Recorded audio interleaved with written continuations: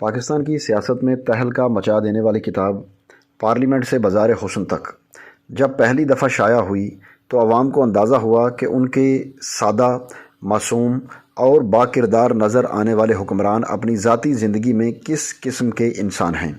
آج اسی کتاب کے حوالے سے بات کریں گے کہ اس کتاب میں جنرل پرویز مشرف کے حوالے سے کیا کیا انکشافات کیے گئے ہیں اور جنرل پرویز مشرف اپنی ذاتی زندگی میں کس قسم کے انسان تھے۔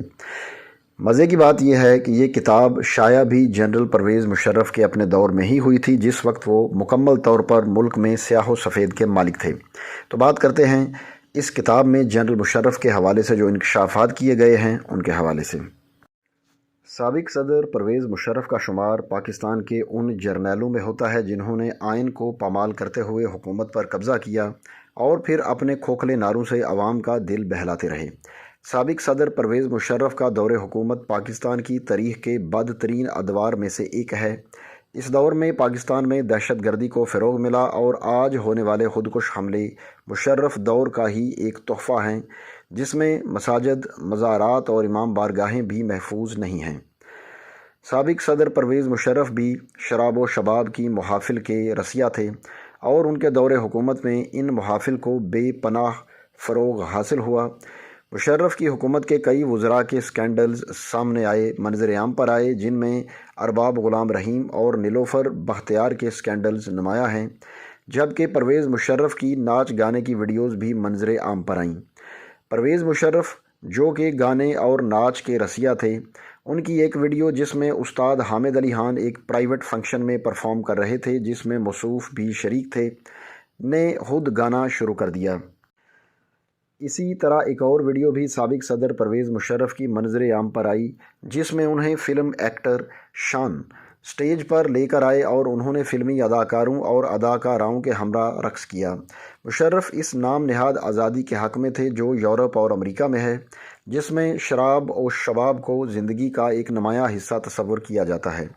ہم یہاں پر مشرف کے لڑکپن کے عشق کا واقعہ بیان کرتے ہیں، جو کہ کچھ اس طرح سے ہے کہ جب وہ 15 سال کی عمر کو پہنچے تو وہ اپنی ایک ہمسائی کے عشق میں بری طرح سے مبتلا ہو گئے۔ اس کی عمر بقول پرویز مشرف کے مجھ سے 1 سال زیادہ تھی، یا پھر وہ میرے ہی ہم عمر تھی۔ میں ہر وقت اس کے بارے میں ہی سوچتا رہتا تھا۔ مجھے اردو سے کوئی خاص رغبت نہیں تھی اور انگریزی سے اس کو کچھ زیادہ لگاؤ نہیں تھا، اس لیے ہم دونوں کا ایک مشترکہ دوست جو میرے انگریزی میں لکھے ہوئے خط کو اردو میں ٹرانسلیشن کر کے لکھتا تھا اور اس کے اردو میں لکھے ہوئے خط کو مجھے پڑھ کر سناتا تھا۔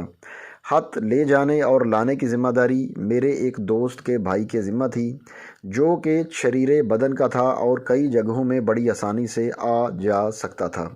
وہ میری ہمسائی کے گھر میں چپکے سے جاتا اور میرے خط اس کو پہنچاتا تھا۔ سابق صدر پرویز مشرف کا یہ عشق اس قدر بڑھ گیا کہ اس میں ان کی نانی بھی نادانستہ طور پر ملوث ہو گئیں۔ وہ اس طرح اس کی نانی بڑی محبت کرنے والی اور قدامت پسند خاتون تھیں۔ پرویز مشرف اکثر اپنی نانی سے کہتے تھے کہ ہمسایوں سے اچھے تعلقات رکھے جائیں اور ان کے ہاں آنا جانا چاہیے۔ پرویز مشرف اپنی نانی کو اپنی ہمسائی کے گھر بھیج دیتے، چونکہ ان کی نانی برقع پہنا کرتی تھیں۔ پرویز مشرف ان کے برقع کی جیب میں اپنا رکا رکھ دیتے اور اپنی ہمسائی کو پہلے ہی خبر کر دیتے کہ رکا کہاں رکھا ہے۔ پرویز مشرف اپنے اس عشق کے بارے میں کہتے ہیں کہ وہ لڑکی بہت خوبصورت تھی، لیکن میری یہ محبت وقتی تھی۔ حقیقت میں یہ میرا دیوانہ پن تھا جو میرے والدین کے گھر بدلنے تک رہا۔ پرویز مشرف اپنے دوسرے عشق کے بارے میں بتاتے ہیں کہ جس سے میں محبت کرنے لگا وہ ایک خوبصورت اور شادی شدہ بنگالی لڑکی تھی۔ دراصل یہ کافی بے معنی عشق تھا۔ پرویز مشرف کو اکثر اس بنگالی لڑکی کے خواب بھی آتے رہے۔ سابق صدر پرویز مشرف کی ایک اور ویڈیو بھی منظر عام پر آئی، جس میں وہ اس وقت کے وزیر اعظم شوکت عزیز کی فرمائش پر کھڑے ہوئے اور ڈانس کرنا شروع کر دیا۔